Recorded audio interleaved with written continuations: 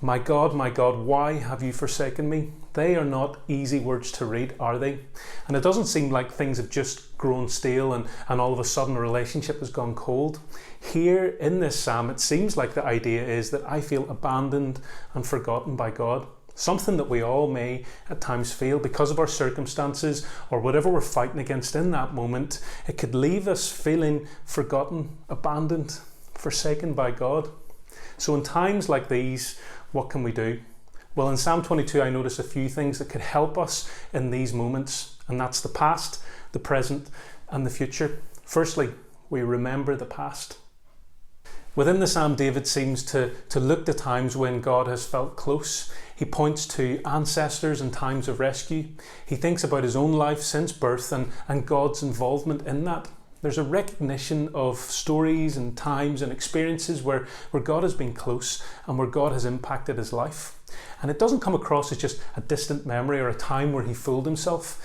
These come across as concrete moments where God has been active and involved in his life. These moments of looking to the past then, in a way, must be helpful to remember the high moments, to relive the good times or even the bad times when God has come through. And just to know that while times and feelings in life might change, God doesn't. He's always good. To know that that's my experience and that's what's been, and I can trust him even in this time of feeling abandoned, is important. Second thing then is to experience the present.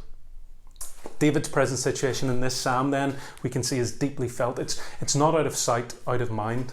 Our kids and their parents love the Pixar movie Inside Out, and it explores the idea that in life sadness can have a positive role. Life is not and cannot be all about joy, and for the main character Riley, who's struggling with a big change in her life, as the movie goes on, she begins to realise that as she tries to suppress her sad feelings, life doesn't get any better, it only gets worse. But as sadness is felt and entered into, it's then that she's able to move on. It's then that she's able to grow.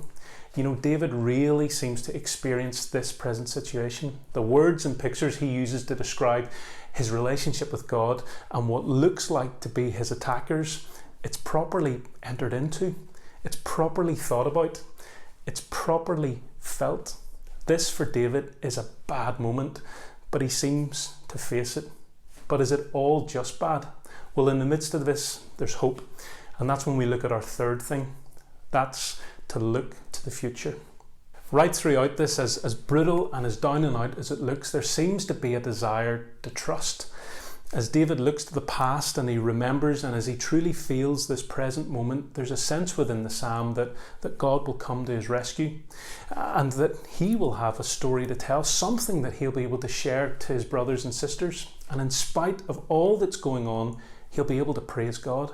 And I think it pushes us to think about what is our hope. When Jesus is dying on the cross, he actually references this psalm. He knew what it was to suffer physically, emotionally, and spiritually to be forsaken. And with him as our hope, even in the midst of pain and confusion, as we look to Jesus, we can see the answer to the times when we might ask, why God have you forsaken me? It's I haven't forgotten or abandoned you.